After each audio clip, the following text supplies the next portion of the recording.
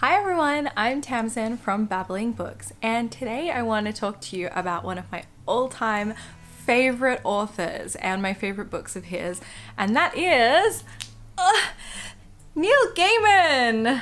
I absolutely love his books, both his novels and his nonfiction work. Now, unfortunately, my stack of books of his that I own is far too heavy for me to hold up and to show you throughout this video. So I'm going to put it down before I drop it or it topples on top of me. But I want to talk to you about some of the reasons why I love his writing.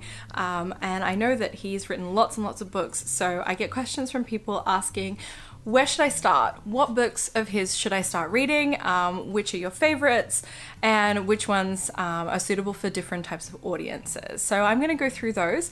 And I'm also going to show you the ones that I own and give you a quick rundown of how I feel about them, whether or not I've read them or not. And just some kind of key things that really make Neil Gaiman's writing stand out to me. So the best place to start when talking about Neil Gaiman's work, for me anyway, is where it all began, which is with Neverwhere. Neverwhere was Neil's very first novel, which was published. Before that, he was mainly a writer for comic books and graphic novels, and he was quite well known for that. But Neverwhere was his first novel, and I think it's a really amazing book. I hosted a read-along of this last year and the feedback was incredibly positive from everyone who read it. I think it introduced a lot of people to his writing style, and it's a terrific example of his early work. It's deep and dark. It's an urban fantasy, which is the vast majority of his work.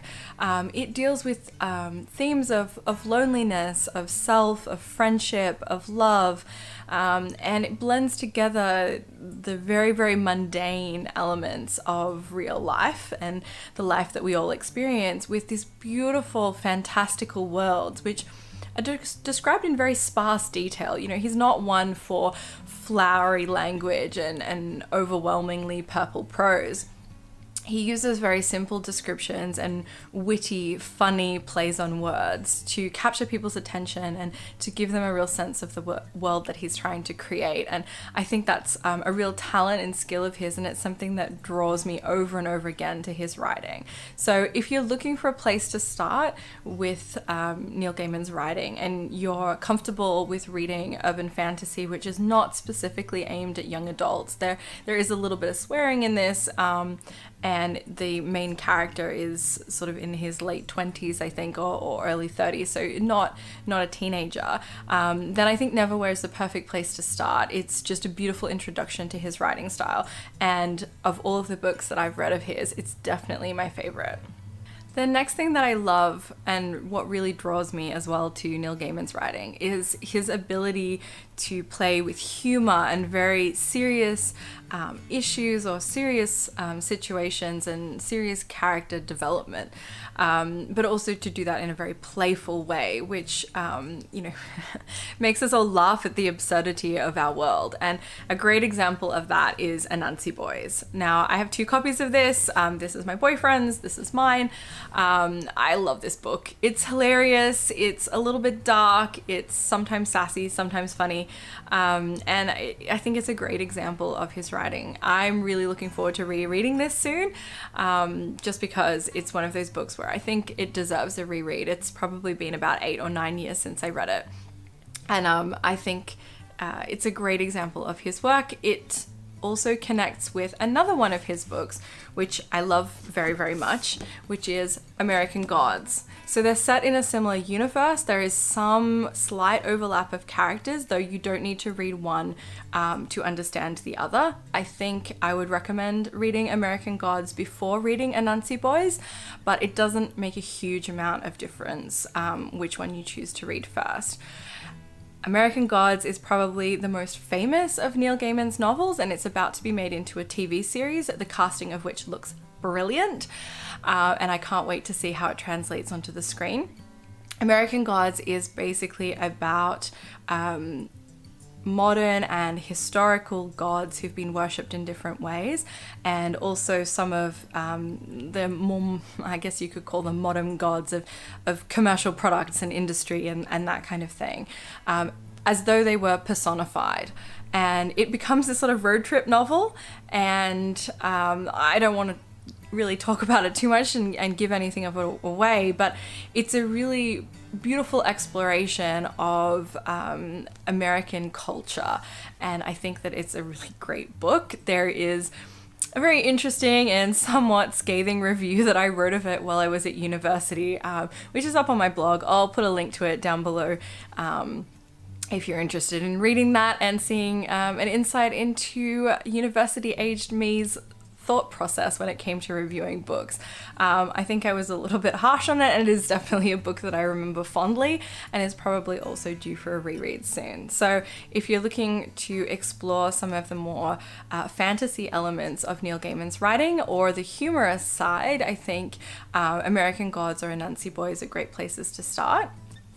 When it comes to humor, the other book of Neil Gaiman's, which I really, really love, and unfortunately don't have a copy with me at the moment because I've lent it to a friend, is Good Omens, which he collaborated with Terry Pratchett on.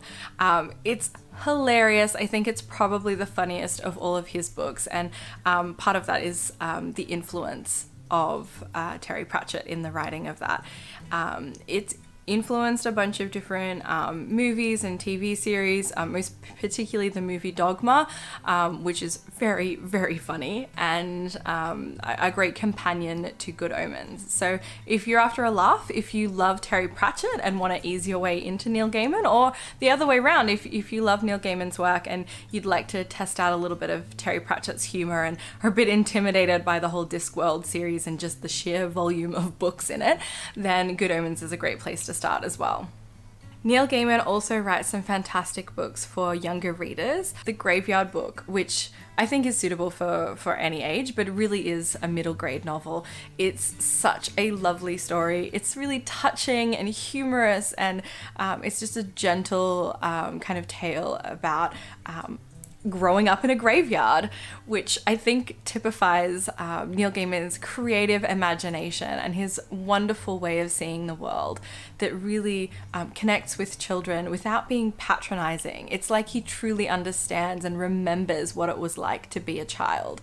So I highly recommend The Graveyard Book for any reader of any age, but particularly for younger readers. The Sleeper and the Spindle, which is a fairy tale retelling of Sleeping Beauty with touches of Snow White mixed in there as well. He collaborated on this illustrated version with Chris Riddle, who illustrates a lot of his works, especially the ones published in the UK rather than in the US. The illustrations in this book are absolutely beautiful. They're just incredible. They really add to the story. It's just an all-round gorgeous book, and it's such a beautiful retelling because it has this amazing kind of human story where the princess is the heroine of the tale, as well as the one being rescued, and it's a lovely story. I think that if you want to share those kind of feminist ideas, for want of a better way of putting it in a children's context, I think that this is a great book. It has a very human element to it, and I just really love it. I've also pre-ordered the deluxe special edition, which is being published later on this year, and I can't wait to receive it. It looks absolutely beautiful. So that's it from me for my Neil Gaiman appreciation video. I really hope that this might inspire you to read some of his works, or perhaps if you've already read them, to go back and reread some of your favorite pieces.